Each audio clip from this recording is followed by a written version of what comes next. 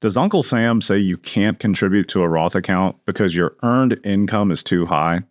Do you want to know the loophole around that? Hi, I'm Garrett Ray, financial planner here at the Wealth Guardians and the Ray Financial Group. And I'm Brice Payne, and you've entered The Vault, the Wealth Guardians video series on all things pertaining to retirement planning.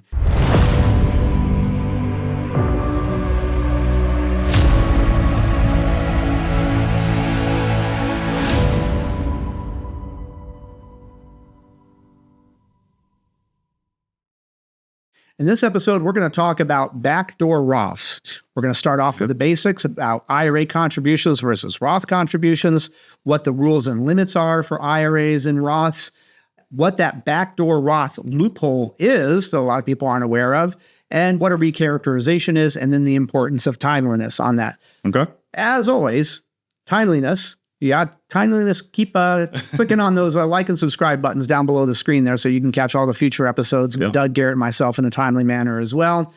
All right, let's go ahead and get started on this, Garrett. Backdoor Roths.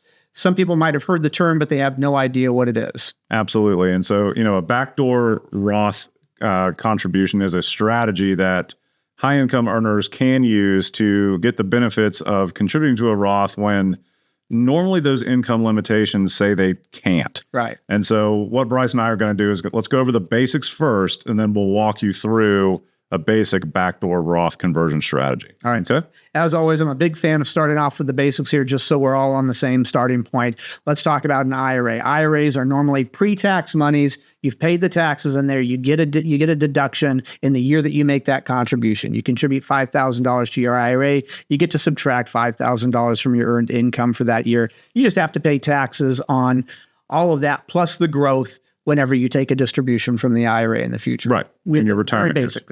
Okay. So now here's a Roth. Roth is a little bit of the opposite. You can contribute money to a Roth, but it is not a tax deduction that year. But so if it's $5,000, you got to pay taxes on that $5,000, but then you put it in a Roth, and let's say it grows to $10,000 over the course of years and years, and you want to take a distribution, you don't have to pay taxes on that growth. Yep. When you take it out, it's tax-free. As long as you wait till you're 59 and a half under most circumstances. Right. So that's an IRA contribution versus a Roth contribution. So let's understand that first. Now let's talk about some limits or some regulations around IRA and Roth contributions. So an IRA contribution is you have to, and this is for Roths as well, you have to have earned income. If you don't have earned income, you cannot simply throw money toward an IRA, a contribution toward an IRA or a Roth. So you have to have earned income. There are certain amount limits. This is being recorded in 2025. It'll probably change in 2026 in the future. But right now, your contribution limit for an IRA and or a Roth is $7,000 if you're under the age of 50, $8,000 if you're over the age of 50. Yep. But check on the updated numbers. Those change almost every year. Now, depending on several factors, income levels, your filing status, if you or your spouse have access to an employer-sponsored plan, there are going to be some situations where Uncle Sam says you are not allowed to, pay attention, make a tax-deductible contribution to your IRA. I want you to remember that. I just put quotes around that. Tax-deductible contribution. Yep. We're going to come back to that in just a minute. So sometimes Uncle Sam says, no, because of your situation, you are not allowed to make a tax-deductible contribution to your IRA. Okay. All right. Roths, very similar. You must have earned income, $7,000 under 50, $8,000 if you're over 50, have to have the earned income. Now, depending on your modified adjusted gross income, you may be limited to a lesser or even no contribution limit into a Roth. Yep. This is not the rule for an IRA. So this is another way that a Roth differs from an IRA. If you make, for a tax year, less than $236,000, Uncle Sam says, fine, you can contribute that full $7,000 or $8,000 to your Roth for that. For those of us who are married and filing jointly. Thank you. This is a married filing jointly. We're not going into the singles one here. Thank you, Garrett. Yep. Now, if you make between $236,000 and $246,000, there is a phase out.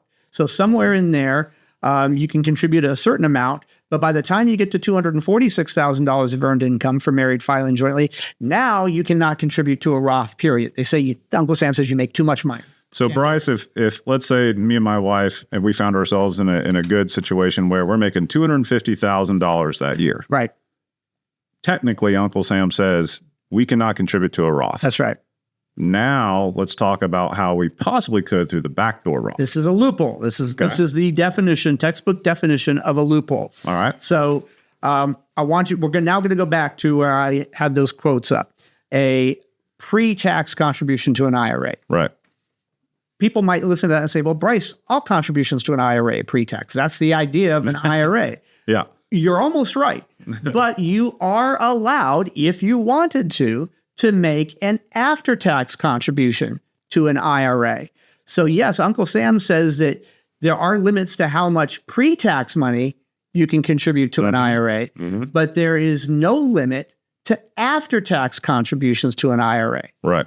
Interesting. So Uncle Sam says you can't contribute to a Roth, which would be after-tax money. Right. But there is no limit to you making an after-tax contribution to your IRA. Interesting. So Uncle Sam says you can't do it into a Roth. Well, all right, let me take that same $7,000 or $8,000, not get a tax deduction for it this year. Right. Put it into my IRA. Now that money, I only have to be responsible for taxes on the growth of it. It's basically become, that $7,000 has basically become brokerage account or non-qualified account money mixed in with your IRA money. What we've just done is we've commingled our monies, and this can get very sloppy because let's say, imagine this, you've got $25,000 pre-tax money in an IRA. Okay. And now Uncle Sam says you can't contribute, you make too much money, you can't contribute pre-tax money to an IRA this year. So you contribute $7,000 of after-tax money to your IRA. Now you've got two different types of monies working in there. And if you can track it properly, someday you're going to take out that $7,000 and Uncle Sam is going to expect you to pay taxes on it again. You certainly don't want that. So you have to track what amount is the pre-tax and what amount is the after-tax if you're going to keep it in the IRA. That gets very sloppy because imagine 10 years down the road, that $25,000 or what's $32,000, maybe that's grown to $45,000. Right. How much of that growth was based off of the $7,000 that you put in that 1 year versus all the other 25?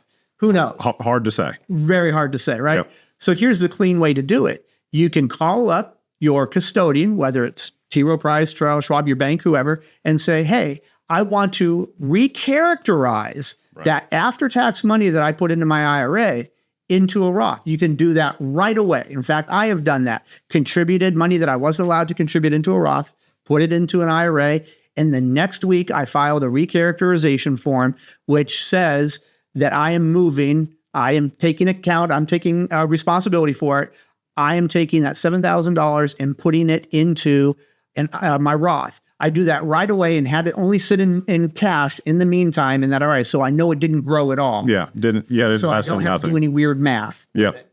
All right, that's a recharacterization. Boom. Now all of your after-tax monies are in one place and all of your pre-tax monies are in one place where they should be. You just did a backdoor Roth.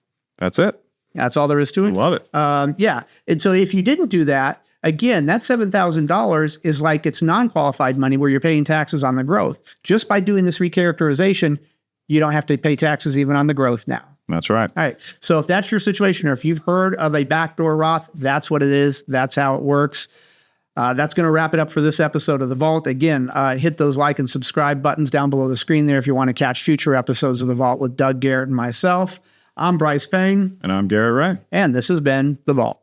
Hey, it's Brice Payne with the Wealth Guardians. Thanks for watching our weekly series, The Vault. Do you know we also have a weekly radio show where we discuss all things retirement? You can listen to the Wealth Guardians radio show live on 94.5 WPTI in the Triad on Saturday mornings.